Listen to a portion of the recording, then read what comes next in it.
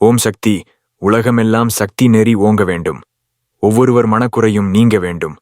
ஒரு குழந்தை தனது தாயை நம்பியிருப்பது போல் பராசக்தி உன் மீது நான் நம்பிக்கை வைத்திருக்கிறேன். பராசக்தி நம்புவதென்பது வாழ்வின் எந்த நிலைமையிலும் எந்த ஒரு சந்தர்ப்பத்திலும் அவளுடைய ஆணையை ஏற்று இருப்பதுதான். விதியை வெல்வதும் இருவினை பாசத்தை வெல்வதும் விருப்பத்தை தரும் ஐம்புலன்களை வெல்வதும் பராசக்தியை உண்மையாய் உணர்ந்தவர்க்கு எளிதாகும். நான் உண்பதும் உறங்குவதும் முன்னாலன்றோ, எனக்கு உலகப் பொருட்களைக் காட்டு விப்பது நீயே என்றோ. என் மகிழ்ச்சி நீ தந்தது, நீ ஆட்டுவித்தபடி நான் ஆடுகிறேன். நான் சுயமாய்ச் செய்யக்கூடியது ஒன்றுமில்லை.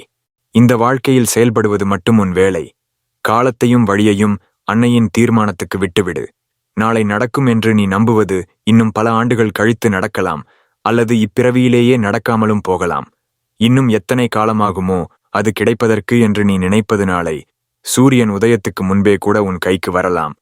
நம் விருப்பங்களும் கணிப்புகளும் தவறிப்போகும். நாம் உண்மையிலேயே அழகாயிருக்க வேண்டுமென்றால் 1. தூய வாழ்க்கை மேற்கொள்ள வேண்டும். 2. மெய்ப்பொருளில் ஈடுபாடு கொண்டிருக்க வேண்டும். 3. கோபத்தில் இருந்து விடுபட வேண்டும். 4. எப்போதும் புன்னகை பூக்க வேண்டும். 5. எளியார் கிறங்கி பணி செய்தல் வேண்டும். இனிமையானதோ கசப்பானதோ உங்களுடைய ஒவ்வொரு அனுபவத்தின் பின்னணியிலும் அன்னை இருக்கின்றாள். அனுபவம் போட்டுக்கொண்டிருக்கும் முகம் மூடியை கழற்றுங்கள். மெய்மையின் முகத்தை பாருங்கள்.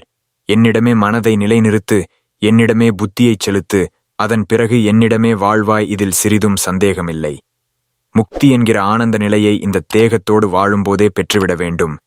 7 உலகங்களுக்கும் மேலோகம் பூலோகம் அருள் திருபங்காறு அடிகளார் அவர்கள்தான் மூலாதாரம். நீ என்னிடம் வருவதற்கும் நீ செய்த பூர்வ ஜென்ம பூஜா பலனே காரணம்.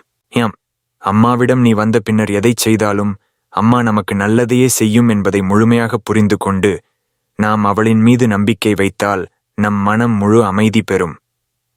இங்கு வந்து போகிற யாரும் ஜாதகம், கைரேகை, நாடி பார்ப்பது, குறி கேட்பது, ஏடு எடுத்து பார்க்க வேண்டிய தேவையில்லை.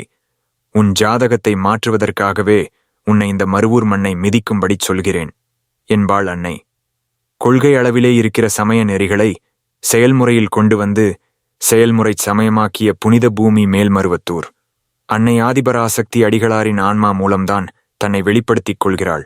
உடல்தான் அடிகளாருடையது, அடிகளாரின் ஆன்மா என்னுடையது என்பது அன்னையின் அருள்வாக்கு. அடிகளாரோடு நெருங்கி பழகுவதற்கு நீ செய்த பூர்வ ஜென்ம பூஜா பலனே காரணம் என்பாள் அன்னை. அன்னையின் அவதார நோக்கிற்கு அடிப்படையாக அமைந்தது அருள்வாக்கு என்றால் அது மிகையாகாது. அனைத்திற்கும் மூலதனம். அருள் திரு பங்காரு அம்மாவின் அருள்வாக்குதான் மூலதனம். அருள் திரு பங்காரு அடிகளார் அவர்கள்தான் மூலாதாரம்.